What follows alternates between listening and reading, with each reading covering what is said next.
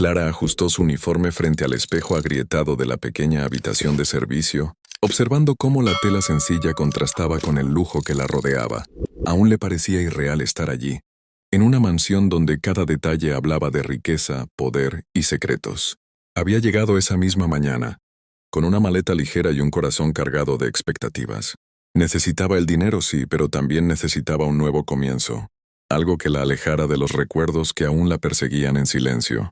Al salir al pasillo principal, sus pasos resonaban suavemente sobre el mármol pulido. Las paredes estaban decoradas con cuadros elegantes, todos perfectamente alineados, como si la vida en esa casa estuviera cuidadosamente organizada, sin espacio para errores.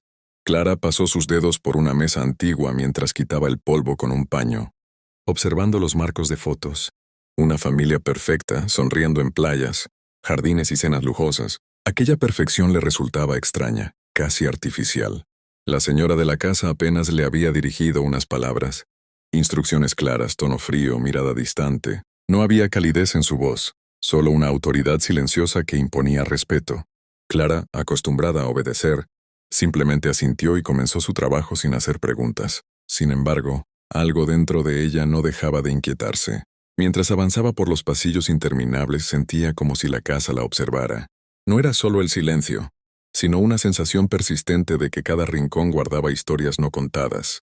Cerró los ojos por un instante, respirando hondo, intentando convencerse de que todo estaba bien, de que solo era su imaginación jugando con ella. Pero en el fondo, Clara sabía que no era así.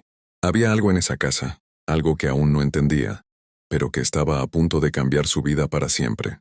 Esa tarde, cuando el sol comenzaba a filtrarse por las ventanas altas, la señora le pidió limpiar el estudio. Su tono fue firme, casi como si dudara en permitirle entrar en ese lugar. Clara sintió un leve escalofrío, pero obedeció sin cuestionar. Caminó lentamente hacia la puerta, notando cómo el aire parecía volverse más denso a cada paso. Al abrirla, una ligera capa de polvo flotó en el ambiente.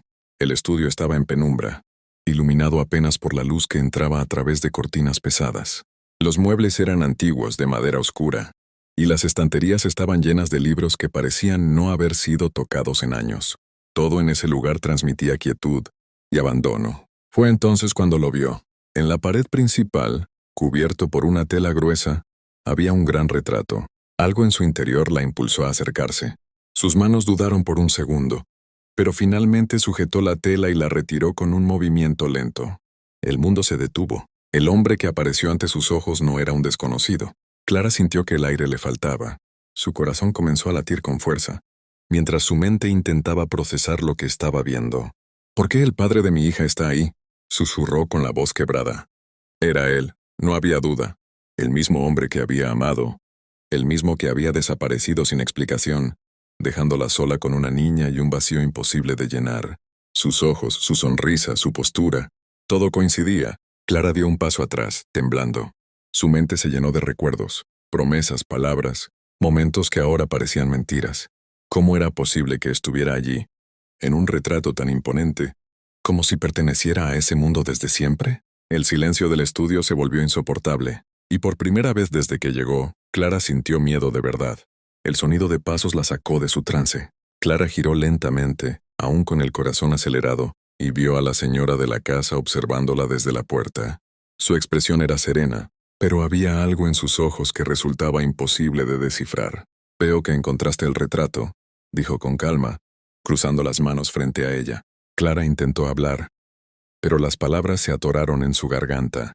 Finalmente logró reunir valor. «Ese hombre», señaló el retrato con la mano temblorosa, «es el padre de mi hija». Un silencio pesado llenó la habitación. La señora no pareció sorprendida, lo que solo hizo que el miedo de Clara aumentara.